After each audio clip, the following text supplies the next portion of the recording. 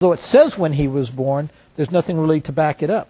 Now, I'm sure that most of the people watching this special program today probably have a birth certificate. What's required to say a person watching it doesn't have a birth certificate, or they don't have a copy of their birth certificate. How do they get one? Well, they have to go back to where they were born, the county in which they were born, okay, or in some places the city where they were born, where the copies of the birth certificate are held. Okay. And that's how they get one. They get a certified copy of their original birth certificate from whatever bureaucracy in their state holds it. So basically then it's a matter of going to the county where you're born, calling up county records or whatever, probably paying some sort of a fee, 15, 20 bucks, whatever, and then getting an actual copy of your birth certificate, correct? Yes, correct. So anybody watching this program that doesn't have a birth certificate could do that, right? That's correct. And that also means that President Obama could do that too, correct? If he wanted to, yes. Okay. Now, here is an interesting situation. Of course, before he became president, he served in the Illinois State Senate for a number of years. He served in the United States Senate for a number of years.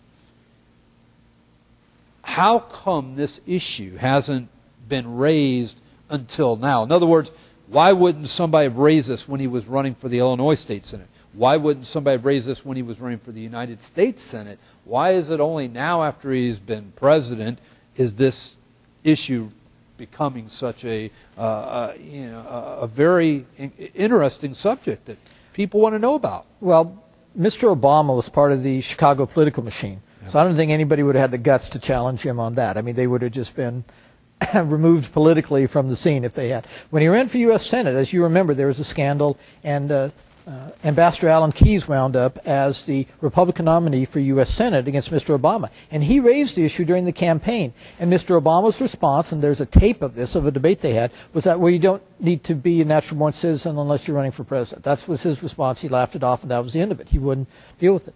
It was brought up by Senator Hillary Clinton, or then Senator Hillary Clinton, during the presidential campaign, and he didn't even respond to it. Of course, we do have this document he put up on his website, which we've been discussing, in which, by the way, has been examined by at least one expert that I'm aware of, who wrote a 186-page document, basically talking about how that document is a complete fake. And he goes through in extreme detail. It was posted on townhall.com explaining why the document's a fake.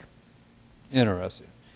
And I guess then that also then leads to my next question.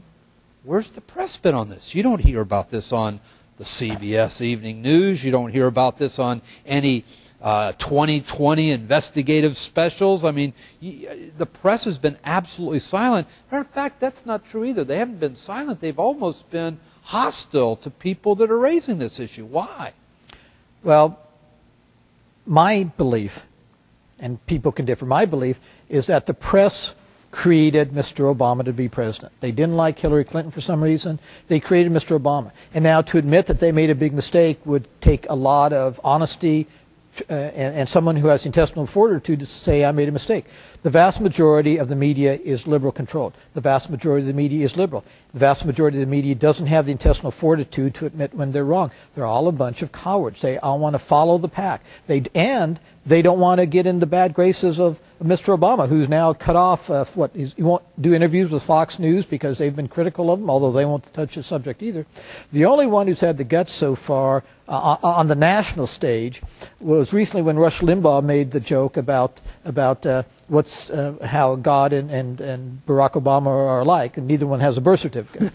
That's the closest we've got to real national media saying anything critical. Now, there are some commentators around the country, Andrea Shea King in Florida, there's commentators in the Midwest that have been highly critical of the press and on this issue, has been trying to bring this to the attention of the public.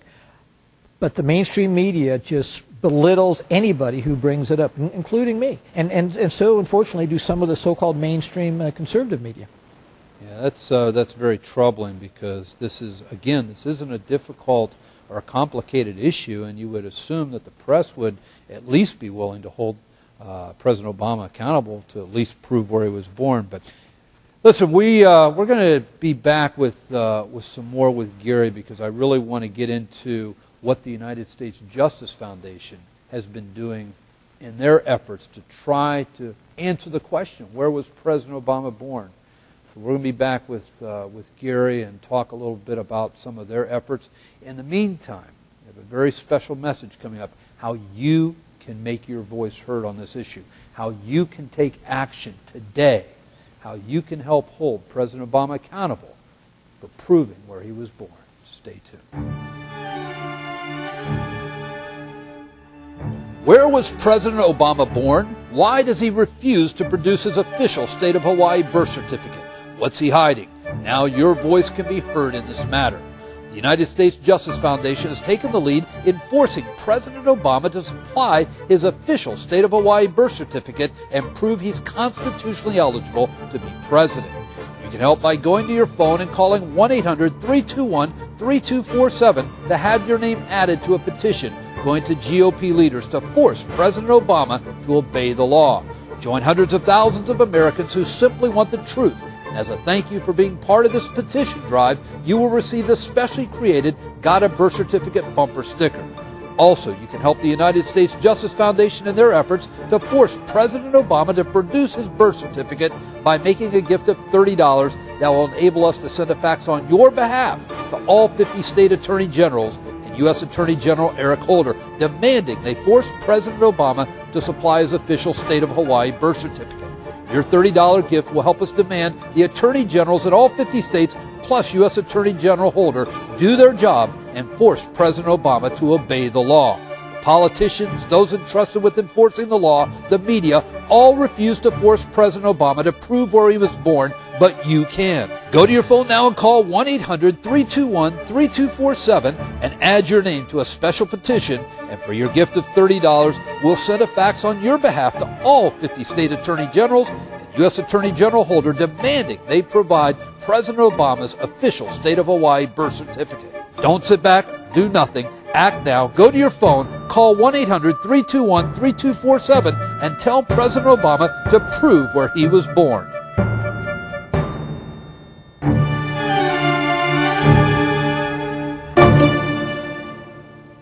Welcome back to our special presentation, Where Was President Obama Born? Bill Keller, founder of LivePrayer.com, and I have as my special guest today United States Justice Foundation Executive Director Gary Creep, who's been on the front lines of this issue. And Gary, I want you to kind of lay out for the audience exactly some of the efforts that you've been involved in on this issue, because I know that there's been a lot of litigation on this, as we talked about earlier. President Obama has spent hundreds of thousands of dollars fighting that litigation. And why don't you just share a little bit about what the United States Justice Foundation is doing in taking a lead in trying to bring to the light of day where this man was really born? Well, first and foremost, Bill, we have our California litigation. We took a different tack than everybody else who filed. We filed in state court. And the reason we did is that we were working with a group of attorneys around the country on a nationwide strategy. And the strategy was to challenge the Electoral College voters in each state to try to block the casting of the Electoral College votes unless and until Mr. Obama provided proof that he was eligible to serve as President of the United States. In other words, that he was a natural-born citizen. Sure. And so, as part of that, we filed a lawsuit against the California Secretary of State, also against all 55 electors, plus Mr. Obama and Senator Biden. And we did that, again, as I said, because it was part of a strategy, and also because if we could block the casting of the votes, we're talking about a lot of Electoral College votes there. Sure. That would have been not eligible to be cast at the Electoral College on December 15th. So that was the reason for the strategy. We also financed lawsuits in Mississippi, Hawaii, and Ohio that were seeking more or less to do the same things. So we were involved in those lawsuits as well as our California lawsuit. In addition, we petitioned Congress through a petition campaign to block the certifying of the Electoral College results until after our lawsuit had a chance to be heard or Mr. Obama had produced proof that he was a natural-born citizen. Unfortunately, Congress refused to do anything about that. Despite rumors that at least one congressman was going to challenge the results, no one in Congress did it. In fact, since then, however, though, we now have Senator Shelby of Alabama has now started raising questions about that.